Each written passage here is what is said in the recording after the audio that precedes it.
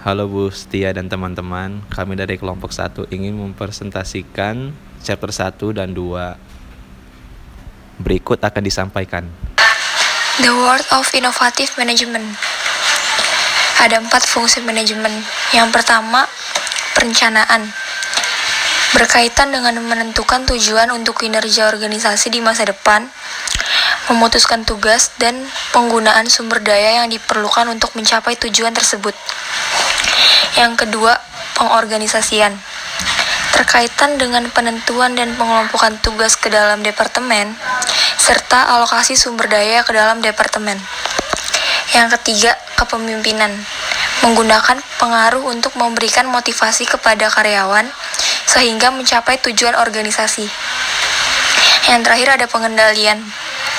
Berkaitan dengan pengawasan aktivitas karyawan, pertahanan organisasi pada jalur penemuan tujuan dan pengoreksian bila diperlukan. Kinerja organisasi. Kinerja organisasi adalah entitas sosial 2 orang atau lebih yang diarahkan dengan tujuan yang dibentuk dengan penuh pertimbangan. Yang pertama, diarahkan dengan tujuan yang dirancang untuk mencapai hasil tertentu, seperti memperoleh laba. Yang kedua, dibentuk dengan penuh pertimbangan. Tugas dibagi dan tanggung jawab untuk memenuhi kinerja diserahkan pada anggota organisasi. Lalu ada keahlian manajemen. Yang pertama ada keahlian konseptual. Kemampuan kognitif untuk melihat organisasi secara keseluruhan dan ketertarikan antara bagian-bagiannya. Ada keahlian manusia. Kemampuan untuk bekerja dengan melalui orang lain, serta secara efektif sebagai anggota kelompok. Keahlian teknis. Pemahaman dan kemahiran dalam melaksanakan tugas-tugas tertentu. Lalu ada jenis manajemen. Ada 2, perbedaan vertikal dan perbedaan horizontal. Yang pertama, yang perbedaan vertikal, ada manajer puncak. Seorang manajer berada pada puncak hierarki dan bertanggung jawab atas keseluruhan organisasi. Ada manajer menengah. Manajer yang bekerja pada tingkat penengahan organisasi dan bertanggung jawab atas unit usaha dan departemen utama. Manajer proyek. Manajer yang bertanggung jawab untuk proyek pekerjaan sementara yang melibatkan partisipasi orang yang datang dari berbagai fungsi dan tingkatan organisasi. Manajer lini pertama.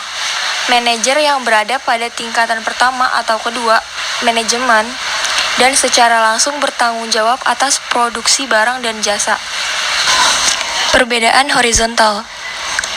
Manajer fungsional. Manajer yang bertanggung jawab atas departemen yang menjalankan tugas fungsional tunggal dan memiliki karyawan dengan pelatihan dan keahlian serupa. Manajer umum. Manajer yang bertanggung jawab terhadap beberapa departemen yang menjalankan fungsi berbeda. Lalu ada peran manajer. Sekumpulan harapan atas perilaku manajer.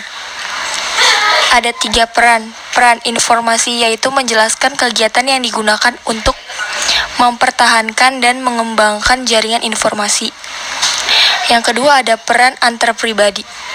Berkaitan dengan hubungan dengan orang lain dan dengan keahlian manusia. Yang ketiga ada peran pengambil keputusan. Berhubungan dengan peristiwa di mana manajer harus menentukan pilihan dan mengambil tindakan. Selanjutnya kita akan membahas chapter 2, yaitu The Evolution of Management Thinking.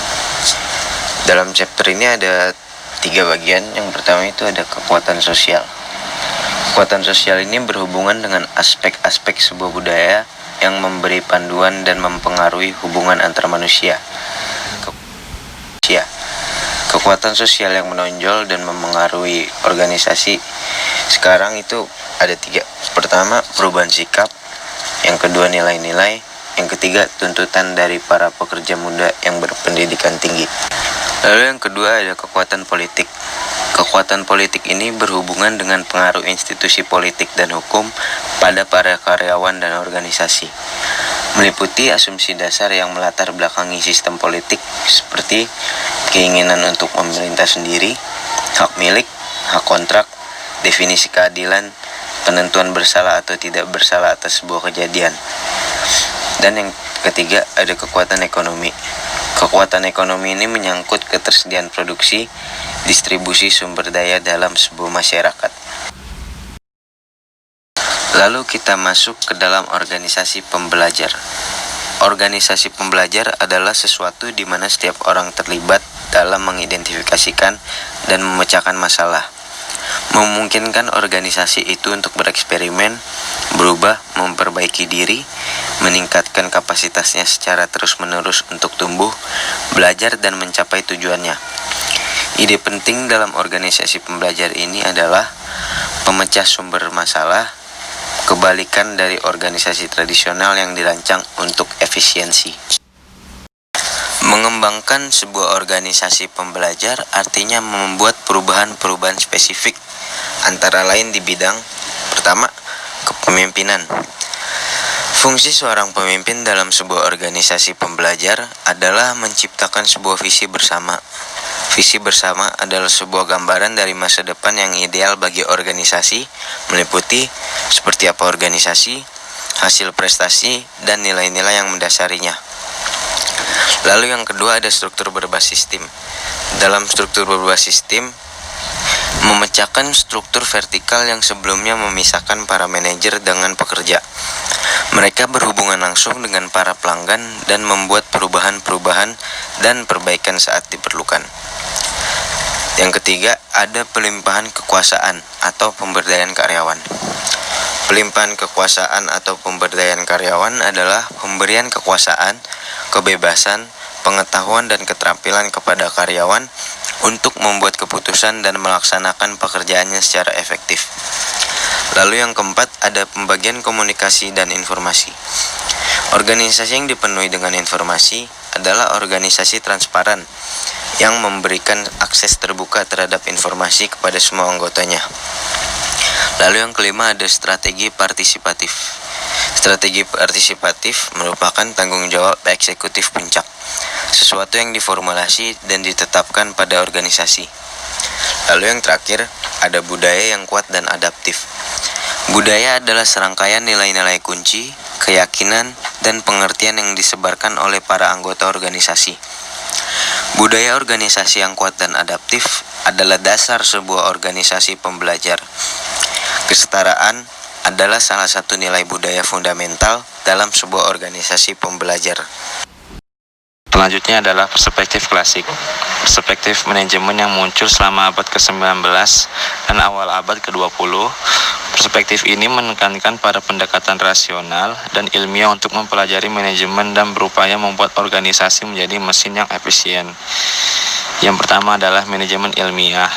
Subbidang manajemen yang menekankan pada pendekatan ilmiah dalam praktik-praktik manajemen sebagai suatu solusi untuk memperbaiki produktivitas tenaga kerja. Yang kedua, organisasi birokratis. Subbidang manajemen klasik yang bertekanan pada rasionalitas, personal melalui elemen-elemen seperti wewenang dan tanggung jawab yang jelas, pencatatan formal, dan pemisahan antara pengelolaan dengan kepemilikan. Yang ketiga, prinsip-prinsip administratif. Subbidang manajemen klasik yang berfokus pada organisasi secara total dan bukan pekerja individual yang melukiskan fungsi-fungsi manajerial seperti perencanaan, pengorganisasian, pengaturan, pengkoordinasian, dan pengendalian. Perspektif humanistis. Perspektif manajemen yang menekankan pada pemahaman atas perilaku, kebutuhan, dan sikap manusia di tempat kerja. 3 subbidang perspektif di humanistis. Yang pertama, gerakan hubungan manusia. Sebuah gerakan dalam pemikiran dalam praktik manajemen yang menekankan pemuasan kebutuhan dasar karyawan sebagai kunci untuk meningkatkan produktivitas kerja. Yang kedua, perspektif sumber daya manusia. Berpendapat bahwa pekerjaan-pekerjaan harus dirancang untuk memenuhi kebutuhan-kebutuhan level yang lebih tinggi dengan merangsang pekerja untuk menggunakan potensi penuh mereka sepenuhnya. Yang ketiga, pendekatan ilmu perilaku. Sub bidang manajemen humaniora yang mengaplikasikan ilmu sosial, ekonomi, psikologi, sosiologi, dan disiplin-disiplin lain ke dalam konteks organisasional. Selanjutnya, perspektif ilmu manajemen. Yang pertama, riset operasi adalah terdiri dari susunan model matematika dan aplikasi teknik-teknik kuantitatif lainnya terhadap masalah manajerial. Yang kedua, manajemen operasi adalah menyangkut bidang manajemen dengan spesialisasi di bidang produksi, fisik, barang atau jasa. Yang ketiga, sistem informasi manajemen, subbidang perspektif manajemen yang terbaru yang dirancang untuk memberikan informasi yang relevan kepada para manajer dengan tepat waktu dan efisien dalam biaya. Selanjutnya adalah tren-tren historis terbaru.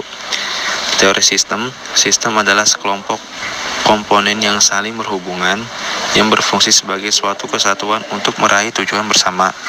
Teori sistem adalah perluasan dari perspektif humanistis yang memandang organisasi sebagai sistem terbuka yang dicirikan oleh entropi, sinergi, dan saling ketergantungan antar sistem.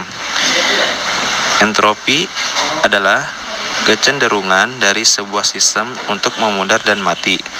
Sinergi adalah keseluruhan lebih besar dari bagian-bagiannya. Subsistem adalah bagian dari sebuah sistem yang saling bergantung satu sama lain. Pandangan kontingensi, perluasan dari perspektif humaniora di mana keberhasilan pemecahan masalah organisasi tergantung pada kemampuan mengidentifikasi dalam manajer untuk variabel-variabel kunci situasi yang bersangkutan. Manajemen kualitas total atau TQM, sebuah konsep yang berfokus pada pengelolaan total untuk menciptakan produk yang berkualitas pada para konsumen.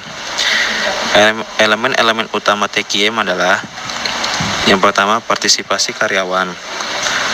Yang kedua, fokus pada konsumen. Yang ketiga, benchmarking. Yang keempat adalah perbaikan berkelanjutan. Sekian presentasi dari kelompok 1, kurang lebihnya mohon maaf. Terima kasih.